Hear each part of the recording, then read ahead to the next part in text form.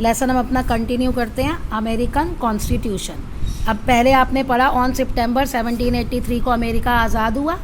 अब कोई भी कंट्री अगर आज़ाद होती है, डेमोक्रेसी है, तो उसका कॉन्स्टिट्यूशन होना चाहिए।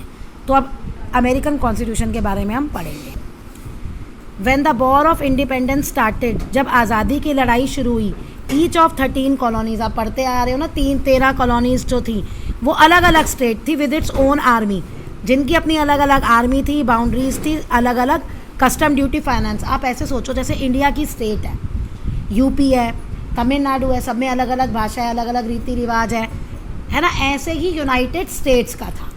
बस डिफरेंस क्या है कि यूनाइटेड स्टेट्स में ये पहले एग्जिस्ट करती थी, इनके ऊपर एक नई गवर्नमेंट आ गई, और इंडिया में पहले एक ऊपर गवर्नमेंट आई, फिर स्टेट्स ये अलग अलग बनी जिनको अपनी अलग अलग गवर्नमेंट दी गई। बस ये डिफरेंस है।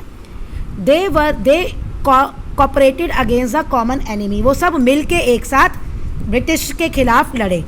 अब 1781 में यूनाइटेड स्टेट्स ऑफ जो है states of united through a plan of national government. तो मतलब ये सब इकट्ठे हुए और इन्होंने कहा कि हम सारे एक कंट्री में मिल के रहेंगे और हमारे ऊपर एक गवर्नमेंट होगी। इनकी अपनी अपनी गवर्नमेंट तो थी, हमारे ऊपर एक गवर्नमेंट होगी। मतलब लाइक ये स्टेट्स गवर्नमेंट है और ऊपर एक सेंट्रल गवर्नमेंट इनके ऊपर एक होगी, जिनको उन्होंने नाम दिया नेशनल गवर्नमेंट। अमेरिकन कॉन्स्टिट्यूशन कब से लागू हुआ? 1789 से। It established a republic form of government. तो वही democratic republic form of government आ गई, जहाँ पे लोग अपनी सरकार खुद चुनते हैं। रिपब्लिक मतलब American constitution setup a federal system. Federal मतलब एक सेंटर पे गवर्नमेंट होती है, नीचे और गवर्नमेंट होती है, और उनके नीचे एक और। इंडिया का कॉन्सेप्ट उससे समझाती हूँ। सेंट्रल गवर्नमेंट, नीचे स्टेट गवर्नमेंट, स्टेट गवर्नमेंट के नीचे लोकल गवर्नमेंट, और लोकल गवर्नमेंट में हमारे आते हैं पंचायती राज और म्यूनिसिपैलिटी। तो ये फेडरल सिस्टम है। Under which power were divided between central और फेडरल गवर्नमेंट। फेडरल गवर्नमेंट्स मतलब यही स्टेट गवर्नमेंट या जो 13 कॉलोनीज़ की अपनी अपनी गवर्नमेंट थी उसमें, और जो सेंटर पे एक गवर्नमेंट है उनमें पावर क्लियरली डिवाइडेड होती है। मीन्स तुम यहाँ पे लॉ बना सकते हो, सेंट्रल गवर्नमेंट यहाँ पे लॉ बना सकती है, स्टेट गवर्नमेंट इस टॉपिक पे लॉ बना सकती है। तुम भाई दोनों का ये भी पता है कि कौन कहाँ कहाँ से टैक्स को कलेक्ट कर सकता है। According to the constitution provision of new government was formed in March. अब कहते हैं इसी कॉन्स्टिट्यूशनल प्रोविजन जो कॉन्स्टिट्यूशन बना उसी के आधार पर एक नई गवर्नमेंट बनी मार्च 1789 में। जॉर्ज वॉशिंगटन जो थे वो पहले प्रेसिडेंट थे अमेरिका में। देखो इंडिया में क्या है, इंडिया में ना प्राइम मिनिस्टर के पास ज़्यादा पावर है, लेकिन अमेरिका में प्रेसिडेंट के पास ज़्यादा पावर है। इंडिया में प्रेसिडेंट जो है वो लोगों द्वारा डायरेक्टली इलेक्ट होता है, अमेरिका में प्रेसिडेंट इलेक्ट होता है। फिर ये अपने नीचे जिनको भी काम करना है ना, प्रेसिडेंट जब एक लोगों ने इलेक्ट कर दिया, फिर ये अपने पूरा कैबिनेट मिनिस्टर्स को खुद चुनता है। American constitution granted several rights to American. अब ये देखो हर एक में होता है फंडामेंटल राइट्स, हर कॉन्स्टिट्यूशन देता है, तो यही सारे राइट्स जो है अमेरिका ने भी अपने अमेरिकन कॉन्स्टिट्यूशन ने भी अमेरिकन्स को दिए। अमेरिकन्स को constitution was based on doctrine of separation of power to prevent any branch of government executive legislative judiciary from becoming independent. कहता है इनका कॉन्स्टिट्यूशन इस तरह से बनाया गया है, सबकी पावर अलग अलग है। एग्जीक्यूटिव्स, देखो एग्जीक्यूटिव्स क्या होते हैं? जो लॉ बनाते हैं। इंडिया का कॉन्सेप्ट लेके मैं तुम्हें बताती हूँ। हम इलेक्शन करते हैं, जो चुने जाते हैं सेंट्रल गवर्नमेंट में वो कहाँ बैठते हैं? लोकसभा में बैठते हैं, और इनडायरेक्ट चुने हुए राज्यसभा में बैठते हैं।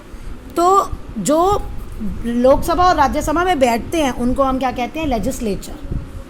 लेकिन जिस पार्टी को मेजोरिटी मिलती है वो क्या बनाती है? गवर्नमेंट, और उसके मिनिस्टर्स ही सारे लॉ बनाते हैं।